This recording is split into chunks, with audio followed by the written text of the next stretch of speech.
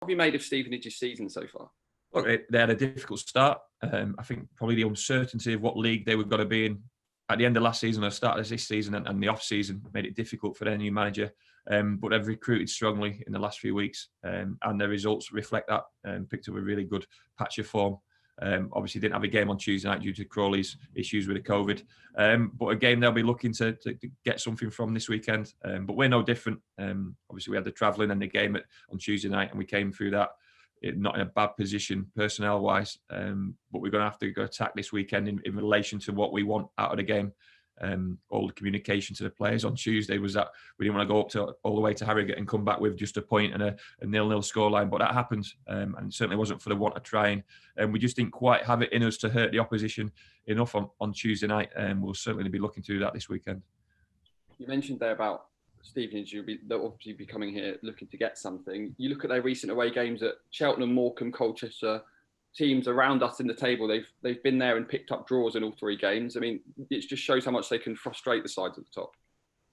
Yeah, look, a well-organised team, strong defensively throughout the season, and they'll be looking to add goals, hence why they've recruited so well. They've signed some good players who've got real experience at this level, which will obviously shore them up to a certain extent, but given a slightly different dimension. But similar to what we always say, mate, I can't control what Stevenage are going to come and do. I won't know their team until I get the team sheet come the weekend. That's the way the nature of the league is at the moment in terms of uncertainty of who you're going to face. And we're looking for not a response or reaction in any way from this group of players, but we're looking to start finding some rhythm in our game, some attacking rhythm. It seems we've shown ourselves up defensively over the last few fixtures. One goal against Forest Green, one goal against Bolton, and then a clean sheet on Tuesday night. Something which was a weakness of ours early on in the season, but maybe we've lost a little bit of our attacking intent. The injuries to Randell Williams and Jake Taylor certainly haven't helped that, and it looks like we're going to be missing Joel Randall this weekend. So we're looking for a slightly different dynamic to our attacking play this weekend. Hopefully that will be on show come Saturday.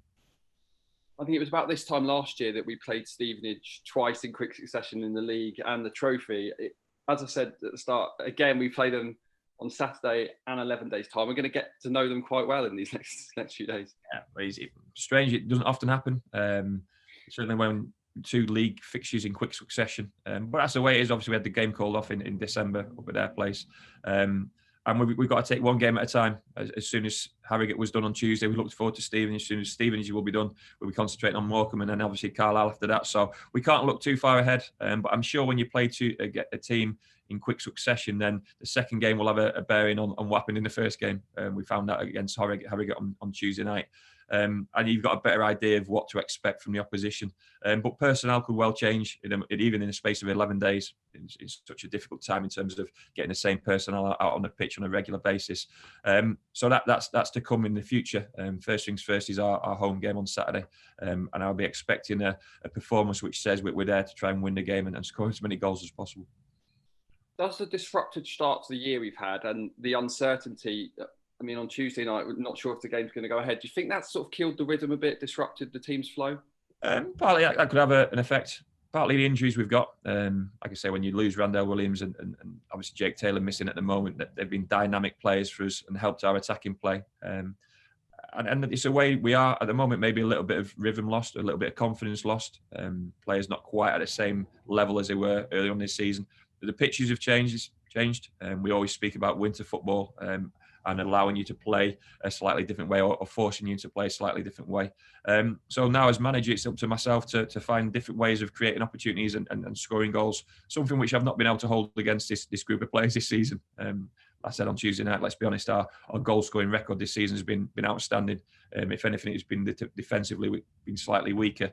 And our second 0-0 of the season, and everyone's suggesting we need to change attacking options and so on and so forth. But we're looking for ways to hurt the opposition. And with so many games in quick succession, 25 games left, I can guarantee we'll change personnel, we'll change formation, shape, we'll change systems. So this weekend could well provide us with an opportunity to find new attacking ways of hurting the opposition.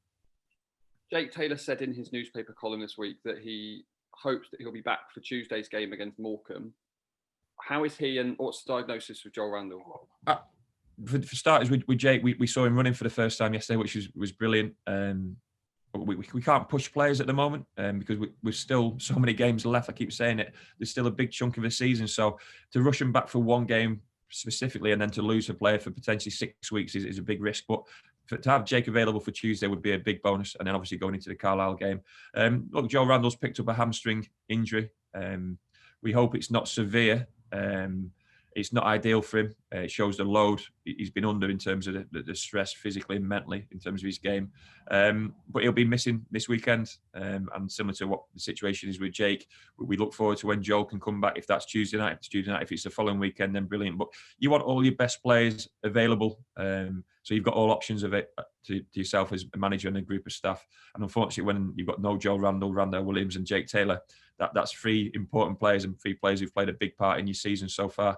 Hence why we're looking at different ways of attacking and hurting the opposition this weekend. Look, I'm really pleased with our structure on Tuesday night and how tough we were at difficult moments. But you always want more, and more would have been taking our chances, making more of those opportunities and scoring more goals than we did on Tuesday.